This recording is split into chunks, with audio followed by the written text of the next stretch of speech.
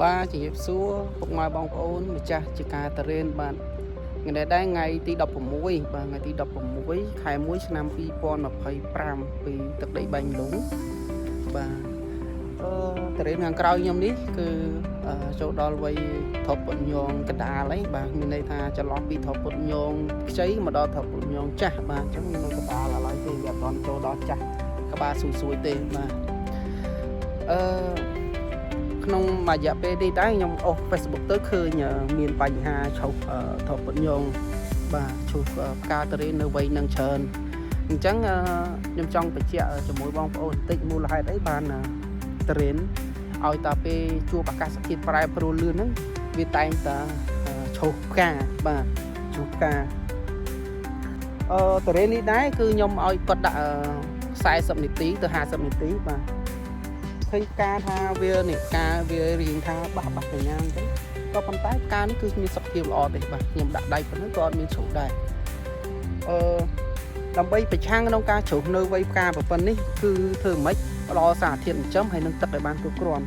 ក៏សារធាតុចិញ្ចឹមចាំបាច់នៅក្នុងវគ្គនេះគឺស្អីខ្លះវាដូចជាពពួកម៉ាញ៉េស្យូមបាទពពួកសង្កសីហ្នឹងគឺប្រើប្រាស់នៅពេលដែលប្រែប្រួលអាកាសធាតុលឿនបាទឧទាហរណ៍ថាត្រជាក់ខ្លាំងក្តៅខ្លាំងអាហ្នឹងយើងត្រូវការវាបាញ់ទៅលើស្លឹកហើយទៅលើផ្កាហ្នឹងហើយមួយទៀតហ្នឹងពពួកកាល់ស្យូមពពួកអាមីណូអាស៊ីតហើយនឹង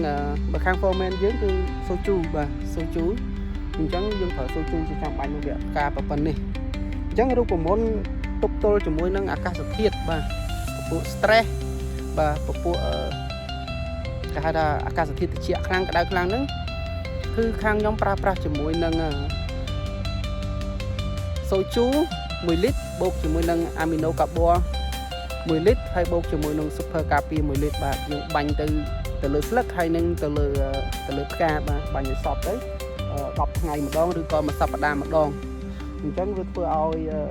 គុណភាពនៃខលំអងយើងក៏ល្អហើយនឹងទប់ទល់ជាមួយនឹងអាកាសធាតុបាទពពួក stress